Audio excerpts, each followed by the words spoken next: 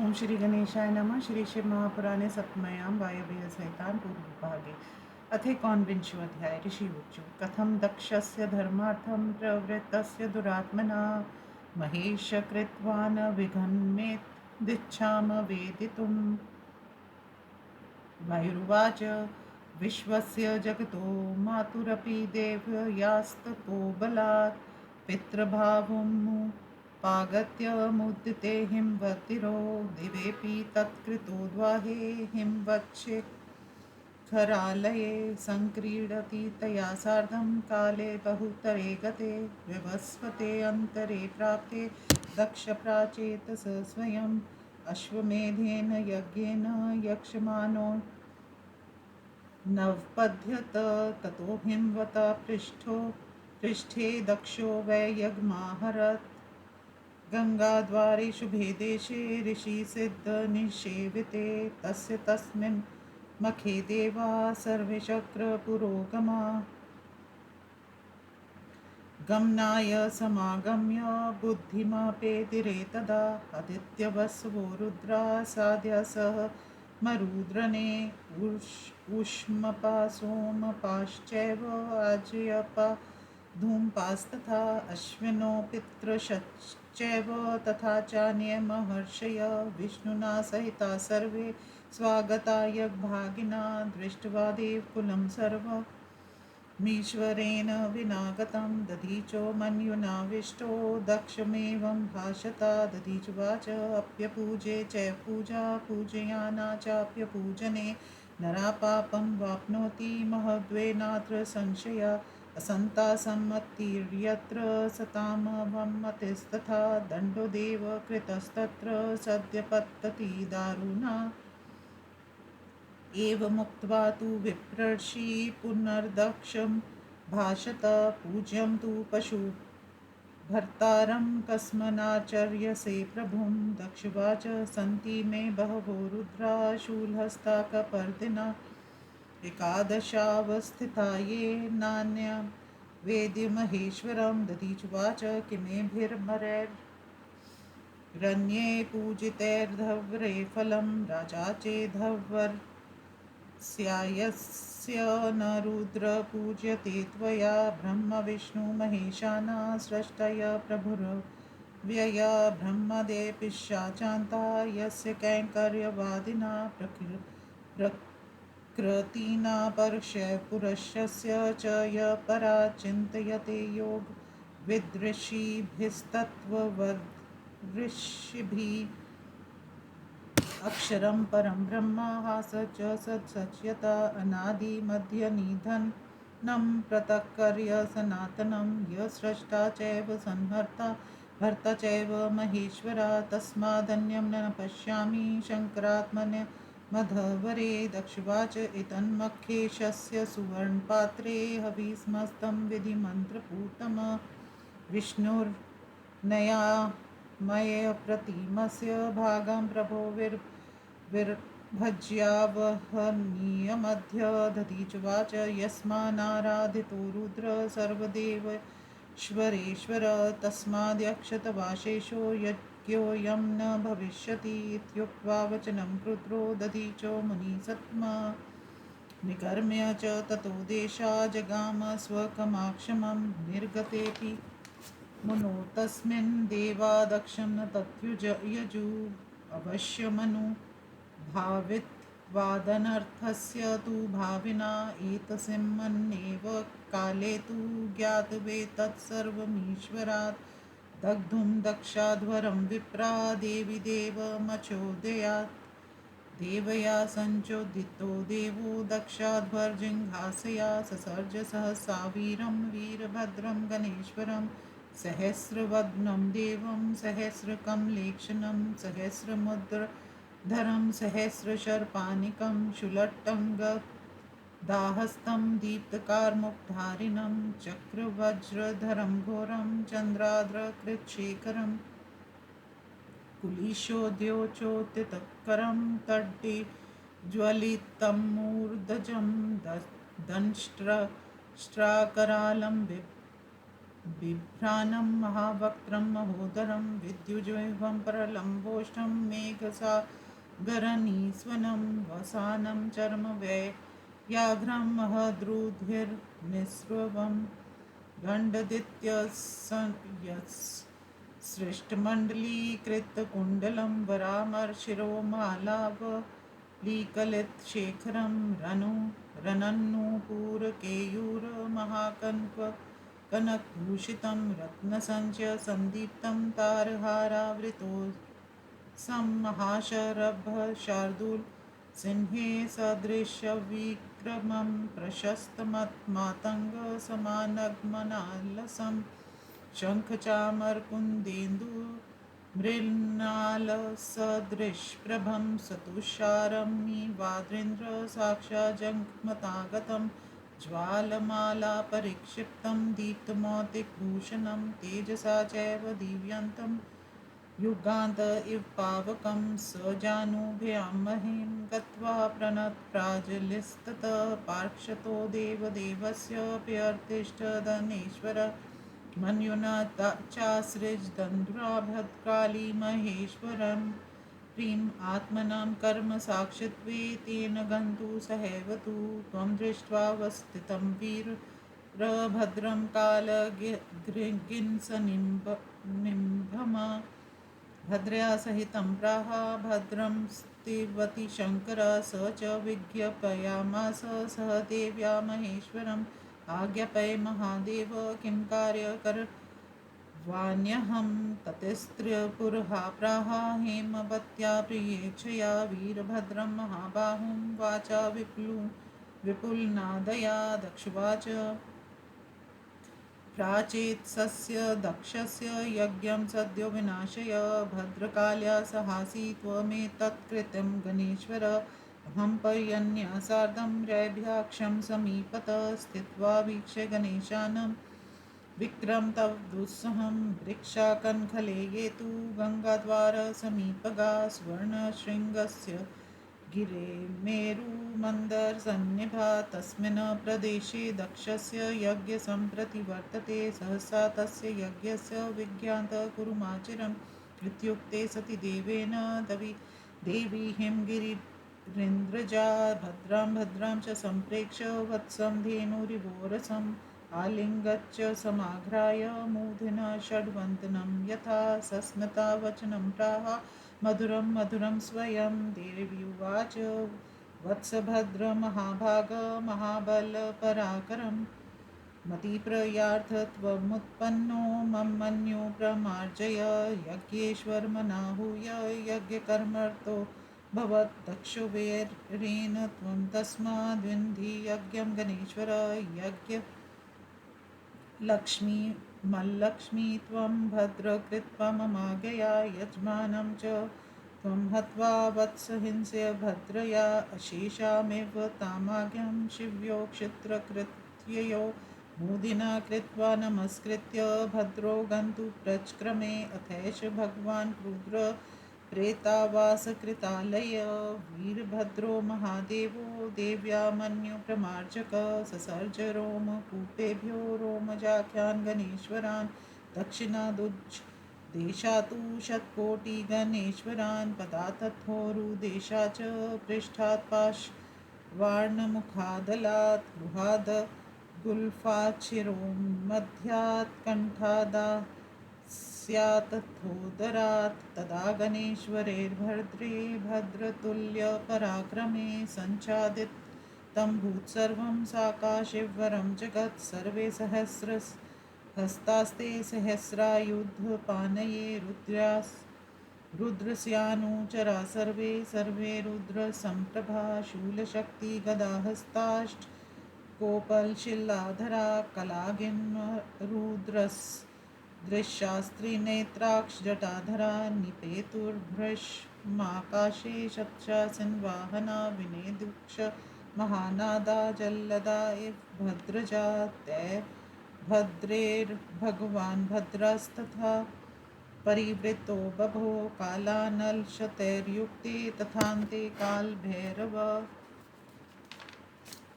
येषां मध्ये समारूहा वृषेन्द्र वृषभध्वज जगाम भगवान् भद्र शुभ्रं शुभ्रं यथा भवा तस्मिन् वृषं मारूढे भद्रे तु भस्सित् प्रभ बभारमौतिकं छत्रं गृहीतसित् चामर स तदा शुशुभे पार्श्वे भद्रस्य भस्सित् प्रभ भगवानिव शैलेन्द्र पाक्षे जगद्गुरु सोऽपि तेन बभो भद्र श्वेतचामरपाणिना बालसौम्येन सौम्येन यथा शूलवरायुधा दद्मो शङ्खसतं भद्रं भद्रस्य पुरताशुभं भानुकमोपो महातेजा हेमरत्नैरलङ्कृता देवदुन्दुभयो नेदुर्दिव्यसङ्कुलनिस्वना ववृषु मूर्धन्या पुष्पवर्षबलाहका फुलाना मधुर्गर्भाना पुष्पाना गन्धबन्धवा मार्गनुकूलसन्वाहा ववोक्षपत्ति मारुता ततो गणेश्वरा सर्वे मता युद्धबलोदता न मृत्युर्मूर्धन्ये दुर्जगु तदा भद्रगणान्तस्थो बभो भद्र स भद्रया यथा रुद्रगणान्तस्थस्त्र्यम्बकोऽम्बिकया सह तत्क्षणादेव दक्षस्य यज्ञवाटं हिरण्मयं प्रविवेश महाबाहुर्वीरभद्रो महानुगा ततस्तु दक्षप्रतिपादितस्य क्रतुप्रधानस्य गणप्रधान प्रयोगभूमि प्रविवेश भद्रो रुद्र यथान्ते भुवनं दिधक्षु इति श्रीशैवमहापुराणे सप्तम्यां वायव्यसंहितायां पूर्वभागे वीरभद्रोत्पत्तिवर्णनं नाम एकोनविंशोऽध्यायः। अथ विंशोऽध्यायः। वायुर्वाच ततो विष्णुप्रधानानासुराणाममितोजसां ददर्श च महत्सत्रं चित्रध्वजपरिच्छदं सुदर्भत्रजुसंस्तीर्णं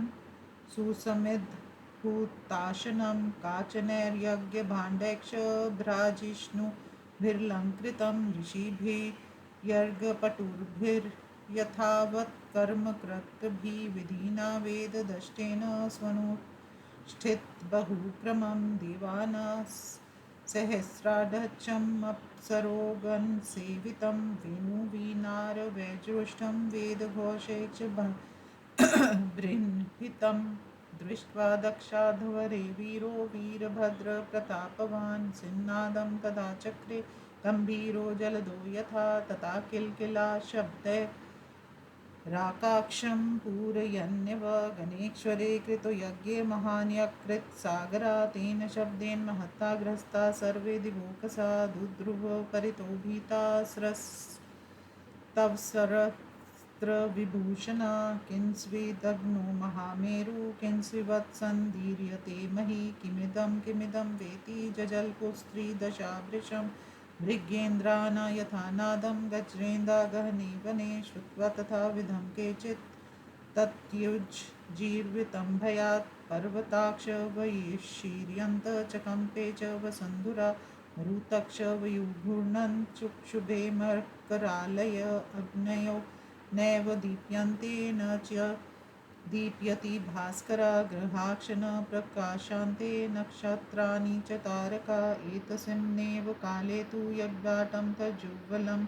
सम्प्राप भगवान् भद्रो भद्रैक्ष स भद्रया त्वं दृष्ट्वा भीतोऽपि दक्षो दृढ इव स्थितः रुद्रवचनं प्राह को भवान् किमिहेच्छसि तस्य तद्वचनं श्रुत्वा दक्षस्य च दुरात्मना वीरभद्रो महातेजा मेघगम्भीरनिस्वन स्मयनिवृत्तमालोक्य दक्षं देवांश्रुतिवचा अर्थगर्भं सम्भ्रान्तं वोचदूचितं वचा वीरभद्रोवाच वयं हानुचरा सर्वे सर्वस्यामितेजसा भागभिल्लिप्सया प्राप्ता भागो न प्रदीयताम् अथ चेदवरेस्माकं न भागः परिकल्पिता कथ्यतां कारणं तत्र युध्यतां वा मया मरे इत्युक्तास्ते गणेन्द्रेण देवा दक्षपुरोगमा ऊचु मन्त्रा प्रमाणं नो न वयं प्रभवस्तिवती मन्त्रा ऊचु सुरायूयं तमोपहच्चेतसा येन प्रथम भागाहं न यज्ध्वं महेश्वरं मन्त्रोक्तापि ते देवा सर्वे सम्मूढचेतसा भद्राय न ददुर्भागं तत्प्राहानं भीप्सवा यदा तथ्यं च पथ्यं च स्ववाक्यं तद्वृथाभवत् तदा ततो युयुर्मन्द्रा मन्दा ब्रह्मालोकसनातनम् अथोवाच गणाध्यक्षो देवान् विष्णुपुरोगमान् मन्त्रप्रमाणं न कृतायुष्माभिर्बलगर्विते यस्मादस्मनेमखे देवैरित्थं व्यमसत्कृता तस्मादो जीविते सार्धं पनेष्यामि गर्वितम् इत्युक्त्वा भगवान् क्रुद्धो व्यधन्येत्र विहिव्रना यज्ञाटं महाकूटं यथा तिस्रपरोहरा ततो गणेश्वरा सर्वे पर्वतोद्ग्रहयूपानुत्पाटं च होतृणा कण्ठे शवाब्धय रजुभिः यज्ञपात्राणि चित्राणि धृत्वा सञ्चूर्ण्य वारिणि गृहीत्वा चैव यज्ञागं गङ्गास्रोतसि चिक्षिपु तत्र दिव्यापनानाराश्य पर्वतोपमा क्षीरनद्यो मृत्स्रावा सुस्निग्धदधिर्कर्दमा उचावचानि मासानि भक्ष्यानि सुरभीनि च रसवन्ति च पानानि लेहचोष्यानि तानि वे विरास्तद्भुञ्जन्ते वक्त्रे विर्लम्पन्ति क्षिपन्ति च वजैक्षकर्म महाशूलैः शक्तिभिः पाशपट्टिचे मुसलैर्सिभिष्टकैर्दीपाले पर्श्वधे उद्यान्तस्त्रिदशान् सर्वालोकपालपुरासुरान् बिभिर्दुर्बलीनो वीरा वीरभद्रां सम्भवा छिन्दिभिन्धि क्षिप्क्षिप्रं मार्यतां दार्यतामिति हरस्व्यपहर प्रहर्स्वेति पाटयोत पाटयेति च सरम्भ प्रभवा क्रूरा शब्दा श्रवन् शङ्कवा तत्र तत्र गणेशानं जज्ञिरे समरोचिता विवर्तन्ययना केचि द्रष्टद्रष्टोष्ठतालव आक्षमस्थान् समाकृष्य मारयन्ति तपोधनान् स्रुवान् पहरन्तक्ष क्षिपन्तोऽग्निजलेषु च कलशान्नपि विदन्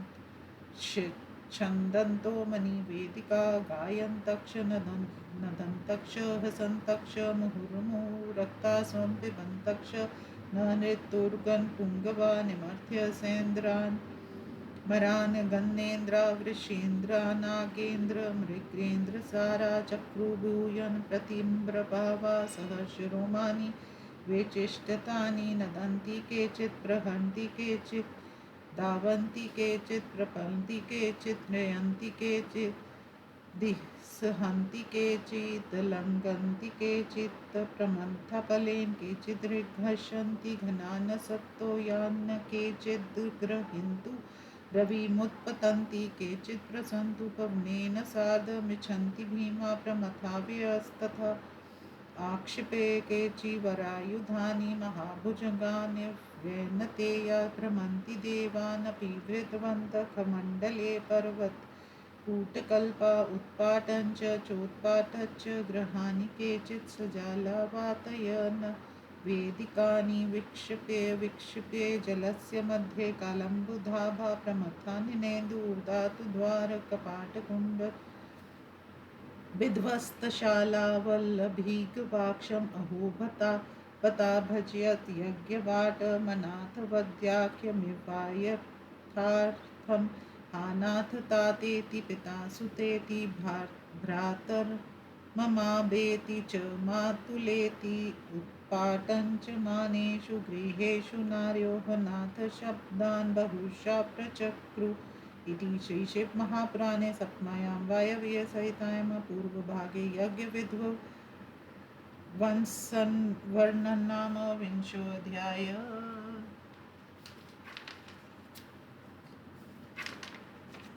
अथैकोनविंशोऽध्यायः। वायुर्वाच ततस्त्रिदशमुख्यास्ते विष्णुशक्रपुरोगमा सर्वेभ्यः परिस्तस्त्रा दुर्भय विह्वला निजैर्दूषितैर् रङ्गे दृष्ट्वा देवानुपद्रुतान् दण्डचान दण्डितान् मत्वा चुकोपगन् पुङ्गवा ततस्त्रशूलमादाय सर्वशक्तिनिबर्णम् ऊर्ध्वदृष्टिर्महाबाहुमूर्खज्वाला समुद्र सृजन् अम्रानपि दुद्रावदिर्दान्यः केसरीतानभिद्रवतस्तस्य गमनं सुमनोहरं वाराणस्यैव मत्स्य जगाम प्रेक्ष्य नियताम ततस्तक्षोभ्यामास महत्सुरबलं बलिमहासरोवरं यदन्मतो वारन यूथपा विकुन्दर्बहुदावर्णानीलपाण्डुर्लोहितान् बिभ्रद्याग्राजिनं वासो हेमप्रवृतारकं छिन्दन्निभन् धनुद्नेकलन्दादरयन् प्रमथनपि व्यचरदेव सङ्घेषु भद्रोगिन् रिवकक्षगा तत्र तत्र महावेगाचरन्त शूलधारिणं तमेकं त्रिदशा सर्वे सहस्रमेव मेनरे भद्रकाली च संक्रुद्रा युद्रवृद्धमदं दोद्वता मुक्तज ज्वालेन शूलेन निर्बिर्भेदरनेसुरान् स तया रुरुचे भद्रो रुद्रकोपसमुद्रव प्रभयेव युगान्ताग्नि क्षल्या धूमधूम्रया भद्रकाली तदा युद्धे विद्रुतिरशापभो कल्पेशेषान् नलज्वलादग्विक्ष्वजग्ध्यता तदा स्वाजिनं सूर्यं रुद्रानुद्रगनागनि ग्रनी भद्रो मूर्धन् जग्नाशु वामपादेन लीलया असीभिः पावकं भद्रं पष्टिशस्तु यमं यमीं रुद्रान् दृढेन शूलेन्मुद्रे वरुणदृढे परिघ्रे निरृतिं वायुं तटैक्षकन्धरं स्वयं निर्बिभेदरणे वीरो लीलयेव गणेश्वर सर्वान् देवगणासन्ध्यो मुनिशम्भोरविरोधिना ततो देव सरस्वत्यानासिक्रागं सुशोभनं चेदकरजाग्रेण देवमातुस्तथैव चेद च कुठारेण बाहुदण्डविभावसो अग्रतोदङ्गुल्या जिह्वामातुर्देव्या गुलाब च स्वाहा देव्यास्तथा देवो दक्षिणं नासिकापुटं चकर्तकर्जाग्रेण वाम च सत्नचुकं भगस्य विपुले नेत्रे शतपत्रसम्प्रभे प्रसाहोत पाटयामास भद्रपरं वेगवान् भूषणो दशनरेखां च दीप्तां मुक्तावलीमिव जघान धनुषा कोटचा स्पष्टवाग्भूत ततक्षत्रं चन्द्रमसं देवा पादाङ्गकुष्ठेन लीलया क्षन्ग्रिमीवदाक्रम्य घर्षयामास भूतले शीर्षच्छेद दक्षस्य भद्रपरं कोपता क्रोशन्तयामेव वैरिण्या भद्रकाल्य ददोचत ततः प्रहृष्टा समादाय शिरस्तालफलोपमं सा देवी कन्दुक्रीडां चकार सम्राङ्गणे ततो दक्षस्य यज्ञस्त्रीकुशीलाभृद्भिर्यथा पादाभ्यां चैव हस्ताभ्यां हन्यते गणेश्वरे अरिष्टनेमिनं सोमं धर्म चैव प्रजापतिं बहुपुत्रं च गिरिशं कृशाक्षं काश्यपं तथा गले प्रगृहाबलिनो गन्पासिन् विक्रमा भत्सर्यन्तो भृशं निर्जघनो मूर्धनं मुष्टिभिः दधिष्यता भूतवेतालैर्दारासु परिग्रहा तथा कलियुगे जारेर्बलेन कुलयोषिता तच्विध्वस्तकलशं भग्नयूपं गतोत्सवम् प्रदीपितमहाशालं प्रभिन्द्वारतोरणम् उत्पाटितसुरानीकं हन्यमानं तपोधनं प्रशान्तब्रह्मा निर्घोषं प्रक्षीणजनसञ्चयं कन्द्रमानातुरस्त्रीकं हताशेषपरिच्छदं शून्यरण्यनिभं यज्ञे यज्ञवाटं तदार्थितं शूलवेगप्रुगनाक्षभिन्बाहुरुवक्षस विनीकृतोत् मङ्गाक्षपुतेरुव्यासुरोत्तमा हतेषु तेषु देवेषु पतितेषु सहस्रशः प्रविवेश गणेशानं क्षणादाहवनीयकं प्रविष्टमत्थं त्वं दृष्ट्वा भद्रं कालेऽग्निसिन्नभं तुद्रावमरणादितो यज्ञो मृग्व पूर्धरस विस्फार्य महचापं दृढज्याघ्योषभीषणं भद्रस्तं विद्रुद्राव विक्षिपन्नेव सायकान् आकर्णपूर्णमाकृष्टं धनुर्रम्बुदसन्निभमनादयामास च जयां ध्याखं च भूमि च सर्वश तमुपक्षुत्य सनादं हतोऽसमीत्येव विह्वलं शरेनार्धेन वक्रेण स वीरोधरपुरुषं महाभय स्खलत्पादं वेपन्त विगत तद्विषं मृगरूपेण धावन्तं विशिरसकं तदाकरोत् तमीदृशं वज्ञातं दृष्ट्वा वैसूर्यसम्भवं विष्णुपरं संक्रुद्धो युध्याभ्युद्यत तमुवाहा महावेगात् स्कन्धेन नत्सन्धिना सर्वेषां साम्राजा गरुडपङ्गाशना दिवाक्षहतशिष्टा ये देवराजपुरोगमा कृतस्तस्य सहायं प्राणास्तयुक्तमिवोध्यता विष्णुना नासहिताना देवानां मृगेन्द्रकृष्टुकान्यव दृष्ट्वा जहासपुत्रेन्द्रमृगेन्द्र इव विव्यथ इति श्रीशिवमहापुराणे सप्तम्यां वायव्यसहितां पूर्वभागे देवदण्डवर्णनं नामेकविंशोऽध्यायः।